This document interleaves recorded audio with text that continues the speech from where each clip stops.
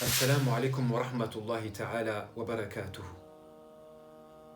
Vous êtes nombreux et nombreuses à m'avoir demandé d'intervenir à propos de l'actualité, à savoir celle qui concerne le coronavirus et le confinement que nous traversons. Et à mon sens, effectivement, il serait sage d'extraire quelques sciences ou connaissances de ce que nous vivons. Il faut savoir de prime abord que notre prophète alayhi salatu wassalam a dit dans une tradition que rapporte Ibn Majah: وَمَنْ تَشَرَتْ الْفَاحِشَةُ في قوم حتى يعلن بها إلا عمتهم الأوجاع والطواعين التي لم تكن في أسلافهم. Dans cette tradition, notre prophète alayhi salatu wassalam dit: lorsque la turpitude va se répandre au sein d'une communauté, au point où les membres de cette dernière vont s'afficher de la sorte, sans avoir honte, alors Allah subhanahu wa ta'ala va descendre des châtiments tels que la famine ou la peste ou des maladies contagieuses que leurs prédécesseurs n'avaient pas connues. Et c'est effectivement ce que nous traversons à l'heure d'aujourd'hui.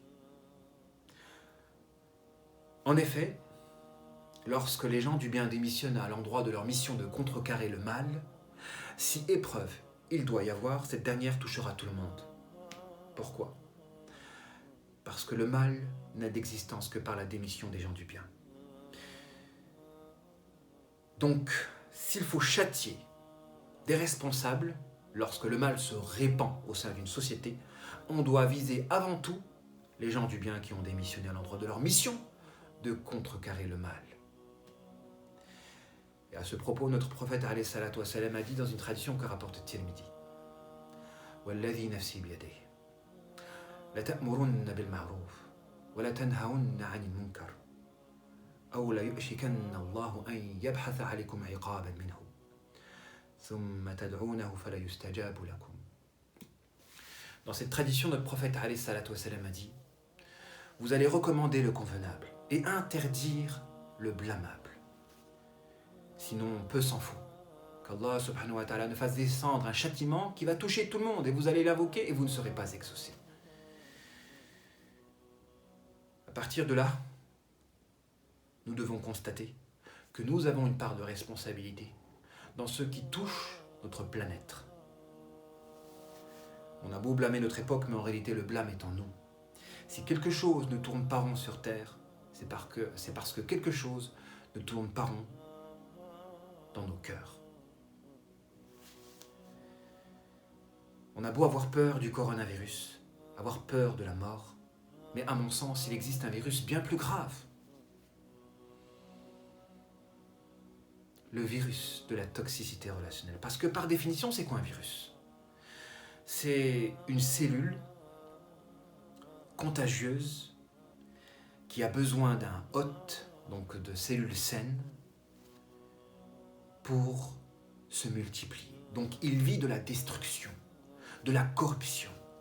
Un virus, c'est une cellule qui se réplique, qui se multiplie par la corruption de cellules saines. Et à travers cette définition, nous avons des virus humains, ces pervers narcissiques, ces hypocrites, ces partisans de l'antéchrist, qui pullulent à notre époque. La pandémie de la perversité narcissique, c'est notre époque, et bien avant le coronavirus. Dans la mesure où vous avez des gens qui se réjouissent du malheur des autres, qui ne trouvent de bonheur que par la provocation d'un malheur, qui n'existe que par la destruction des autres. Ces gens-là qui collent les gens sains afin de les corrompre, de les transformer négativement. Nous vivons une époque où ces gens-là abondent. Donc, ce que nous traversons n'est qu'un signe avant-coureur de la fin des temps. Elle ne fait que traduire ce qui se passe à l'intérieur de notre cœur. On a beau blâmer le temps, mais en réalité le blâme est en nous. Si la terre ne tourne pas rond, c'est parce qu'à l'intérieur de notre poitrine, il y a des choses qui tournent pas rond. J'espère, à travers cette vidéo, vous transmettre un concept novateur, parce que j'ai pour habitude, lorsque j'écris un article ou lorsque je diffuse une vidéo, d'essayer de vous enseigner un concept novateur. Et à mon sens, celui que j'ai envie de vous transmettre à l'heure d'aujourd'hui, c'est le principe de la corrélation entre un grand destin et la lecture de nos épreuves. Effectivement, il y a une étroite corrélation, j'ai remarqué qu'il y a une étroite corrélation entre la grandeur d'un destin et cette aptitude à pouvoir lire nos épreuves. Parce que cette science-là, qui est la linguistique des épreuves, cette science a même d'extraire une sagesse de nos souffrances pour pouvoir par la suite générer la force à même de nous permettre de surmonter de grands challenges. J'ai remarqué qu'elle était étroitement liée à la grandeur d'un destin, si bien qu'il n'y a aucune utilité, aucun intérêt à comprendre notre souffrance ou notre épreuve si nous ambitionnons pas d'avoir un grand destin. Effectivement, vivre n'a de sens que lorsque l'on produit quelque chose d'extérieur à la vie. Vivre pour vivre n'a pas de sens.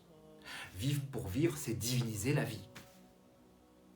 Et vous avez des gens qui souffrent de survivre lorsque leur vie est une douleur. À la base, la vie n'a de sens que lorsque l'on produit quelque chose d'extérieur à cette dernière, à savoir réaliser une mission. Et pour nous, en tant que croyants, la mission que nous devons réaliser, c'est le tawhid, à savoir réaliser la volonté d'Allah subhanahu wa ta'ala sur cette terre. Et donc notre vie n'a de sens que lorsque l'on chemine dans la réalisation de cet objectif-là, à savoir faire culminer la religion de vérité.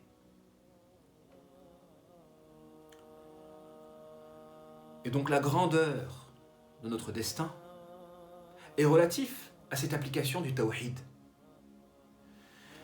Et pour pouvoir réaliser de grands destins, il faut savoir transformer nos souffrances en carburant.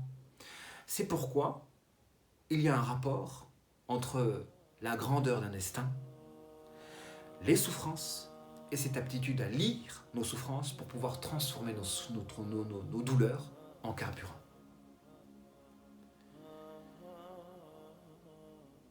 J'aimerais, bihawlillah, que l'on puisse, durant ce confinement, travailler à dessiner notre avenir, moyennant l'action de se fixer des challenges à la hauteur de notre devoir en tant que croyant. Par l'action de comprendre nos souffrances, afin d'extraire le carburant à même de nous aider à relever les challenges de notre existence. C'est le concept que je voulais vous enseigner. Et c'est à quoi je vous appelle, à savoir que l'on puisse se réunir. Donc bien sûr, j'ai privilégié les personnes qui se sont inscrites durant le dernier séminaire, et que l'on puisse établir une relation entre notre passé et notre avenir, moyennant la lecture de nos souffrances, par laquelle on va essayer d'extraire justement le carburant à même de nous aider à surmonter les challenges que nous devons nous fixer pour pouvoir avoir un beau destin. Et c'est une manière de pouvoir nous occuper durant ce confinement. Parce que qui dit confinement dit enfermement. On est entre quatre murs. Et par l'esprit, wallahi par l'esprit, on peut s'évader. On peut s'évader. Et si nous n'arrivons pas à goûter à la saveur de l'adoration par laquelle nous pouvons nous évader, ou à la saveur justement de cette spiritualité à même de nous permettre de transformer une souffrance en force, nous ne cheminons certes pas dans la voie de la spiritualité authentique. Wassalamu alaikum wa rahmatullahi ta'ala wa barakatuh.